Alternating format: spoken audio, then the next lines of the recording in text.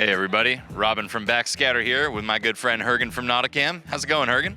Good, man. How's it going for you? It's going great. We're here at DEMA 2019 in Orlando, and we're here in the Nauticam booth to take a look at what's new. So Hergen's gonna show us around and give us a little tour. What's new and fresh this year? We've got quite a few things this year.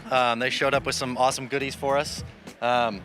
Let's start off with this big thing right on the end here.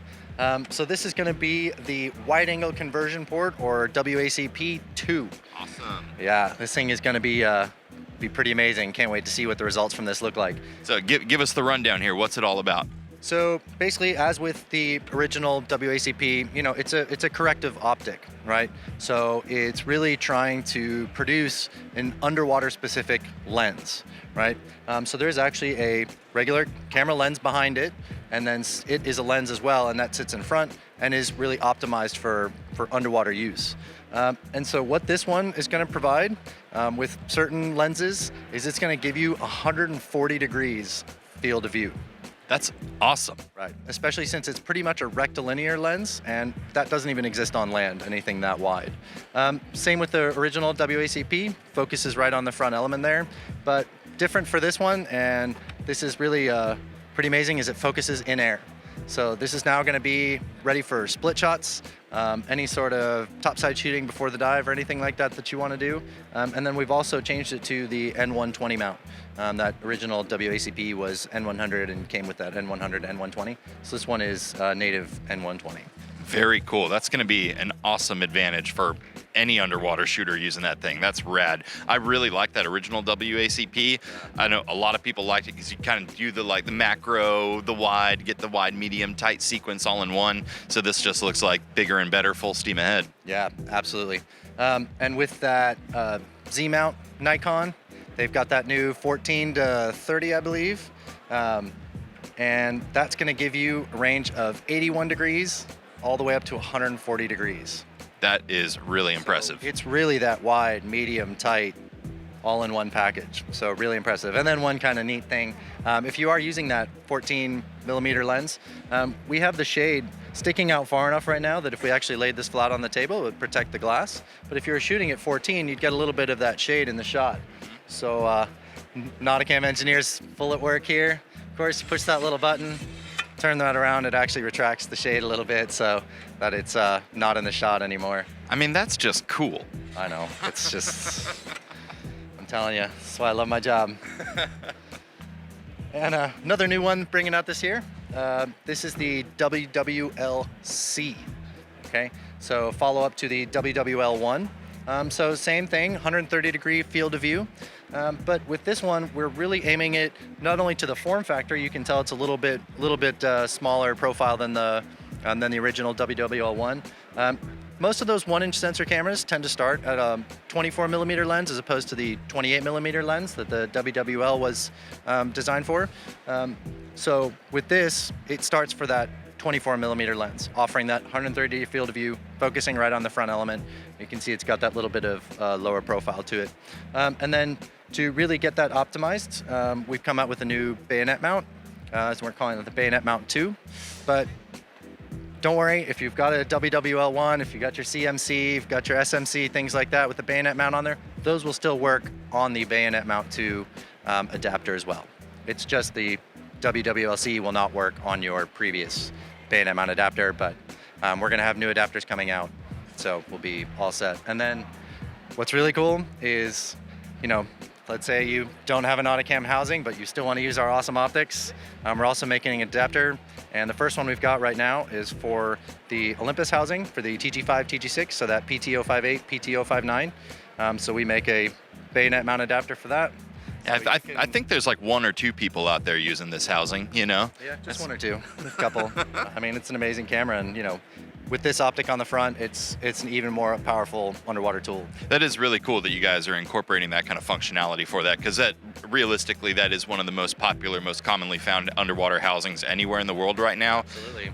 Be able to throw a lens like that on there, I mean, that's just great. Yeah, and that's in big part thanks to you guys. You guys have a lot of influence with Olympus and the development, and it's great. Get everybody taking better underwater pictures, right? Yeah, get everybody taking pictures. That's what we like to see. So what else we got? Why don't we head around the corner over here? All right.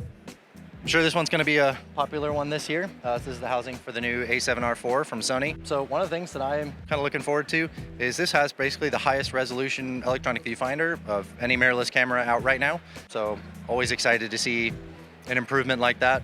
Other than that, sticking with the similar form factor of the A7R3. So if you've got your ports and gears and everything from the 3 and you're moving up, you're good to go. Not much of a change there. But yeah, I think that's going to be a popular one. Yeah, no doubt. That's also kind of setting the bar high right now for resolution and megapixel count on a camera. It's like 61 megapixels, I think. So that's, yeah, I know we've already done some testing with that. Our review's almost out on that thing. That's definitely the mirrorless spotlight right now. Yeah, I would agree with you. I think it's going to be pretty awesome. Very cool. What else are we looking at? We'll throw this in the mix here, just a little bit.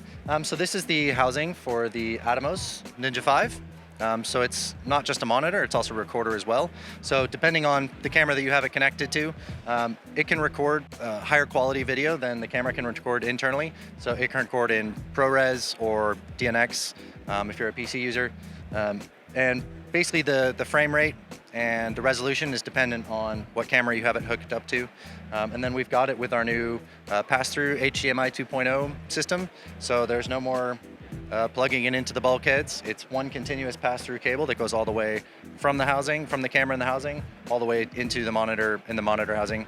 Taking it on and off as a snap.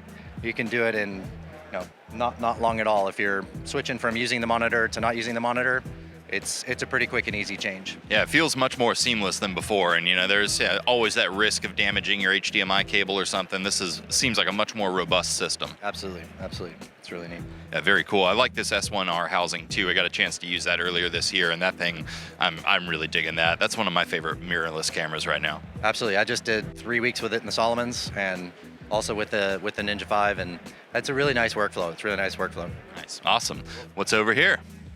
So moving on to our cinema line, we got a couple new offerings here, some pretty exciting stuff going on. This right here, this is the NA-E2. So this is for the Zcam E2 camera, which you can see, got a little cage right there. This will shoot 4K 160 frames a second. That's pretty wild. Say that one more time for me. 4K 160 frames a second. That's pretty wild. But in addition to that, if you don't want to shoot that 160 frames a second, you just want to shoot at 60 frames a second, it will record internal in their proprietary partial debayer RAW format. Or you can record in ProRes. And I personally am a huge fan of the ProRes. I've shot a lot of RAW, a lot of ProRes, and for I would say for the majority of people, ProRes is pretty amazing. So if you're really into color grading, color correction, doing some more of that creative kind of, a little more kind of cinematic style effects, that seems like a really, really good way to do it. Yeah, absolutely. It's really capturing the most amount of information possible and giving you good information to work with. And so, in addition to being the smallest production cinema camera housing ever, this is a micro four thirds lens mount camera. So it uses the same micro four thirds lenses, ports, everything like that. So if you're moving over from a GH5 and you're moving over to this, you can just take your lenses, your ports, your gears, everything, and move it right over. Because you're going to be pretty amazed when you see the price point on this camera and the housing as well. I'm not going to spoil it for you. You guys can look that up.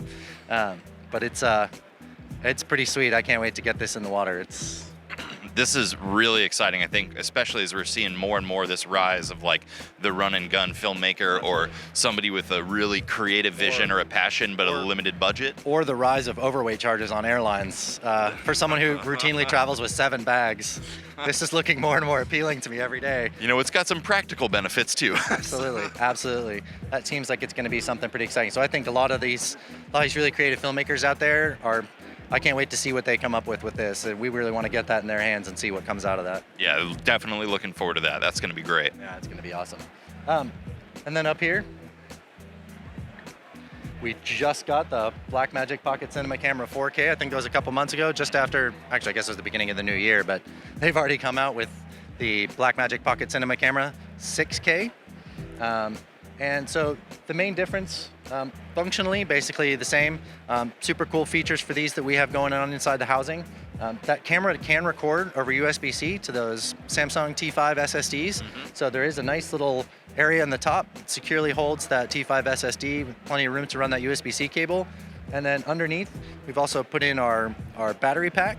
So you can put in some of the optional lithium batteries in there, and you can get up to 3-hour runtime, which is pretty awesome. Not having to open that housing up between dives and be able to get 2 nice long dives out of it. So the other big difference is the 4K was micro four thirds lens mount. So this one is an EF lens mount. And so we've moved the housing up to the N120 system. So again, if you're making a lateral move, if you're going from a 5D Mark IV, 1DX Mark II, and you're moving over here to get that 6K or even getting that Blackmagic RAW or ProRes again recording, you can bring over your ports, your lenses. The only difference is it does have, which is awesome, we do have these cinema-styled focus and zoom knobs here. Really nice, easy to use. You can get that really nice cinematic focus pull on it, a nice cinematic zoom on there. So it does use the cinema gears as opposed to the DSLR gear set. So a small upgrade cost to pay for that super smooth, precise level of control. You know, I mean, I shot 6K and ProRes and RAW. I shot that 4K one earlier this year, and I really like that thing. I think, especially having the 1 terabyte drive in the housing, having the extra battery power, really made it practical. It's like after geeking out over all these cool topside rigs where everyone's got their cage and all their holders and all this stuff. It's like, well, I want my underwater thing to look like that. It's kind of got to geek out on these a little bit. So I know we just got ours, our 6K version in, I think right before we left for the show. So I'm looking forward to getting that underwater. It's going to be super cool. More and more of these are getting out in the field. We're seeing more and more stuff being produced with it. It's, cinema's really taken some leaps and bounds lately. And I really can't wait to see, like with the Z-Cam and the Blackmagic, and see what people out there can produce. Yeah, man, 2 perfect examples of how just more and more cinema power is becoming more and more accessible. And hey, here we've got all the tools to take it underwater, and all we have to do is sit back and wait and see what people come up with now. Yeah, and there's there's some things in the works this year that we've already heard announcements from Canon and Nikon. So,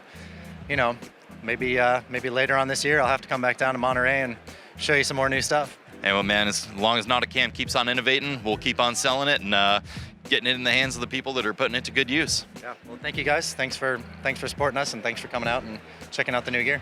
Thanks for being awesome. Thanks for being here at DEMA, and thanks for taking the time, Hergen. Thanks, man. Really appreciate it. Thanks.